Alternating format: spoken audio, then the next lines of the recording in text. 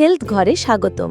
জানেন কি আপনার প্রতিদিনের পছন্দের কিছু খাবারই নীরবে আপনার শরীরে ক্যান্সারের ঝুঁকি বাড়াতে পারে?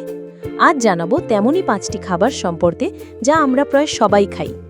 Number 1, processed meet. Sausage, beacon বা নাগেটের মতো খাবারে ক্যান্সার সৃষ্টিকারী প্রিজারভেটিভ থাকে। বিশ্ব স্বাস্থ্য সংস্থা এগুলোকে স্বাস্থ্যের জন্য বিপজ্জনক বলেছে। নাম্বার 2, চিনিযুক্ত পানীয়। সফট ড্রিঙ্কস বা প্যাকেটজাত জুসের অতিরিক্ত চিনি শরীরে স্থূলতা ও প্রদাহ বাড়ায়, যা ক্যান্সার কোষের বৃদ্ধিতে সাহায্য করে। নাম্বার 3, প্যাকেটজাত চিপস। উচ্চ তাপে ভাজার সময় এতে অ্যাক্রিলামাইড নামক একটি ক্ষতিকর রাসায়নিক তৈরি হয়, যা ক্যান্সারের ঝুঁকি বাড়াতে পারে। নাম্বার 4, ময়দার তৈরি খাবার। সাদা পাউরুটি বা বিস্কুটের মতো খাবার রক্তে সুগার বাড়ায় এবং এতে কোনো পুষ্টিগুণ থাকে না। এটি শরীরের জন্য ক্ষতিকর। নাম্বার 5, একই তেলে বারবার ভাজা খাবার।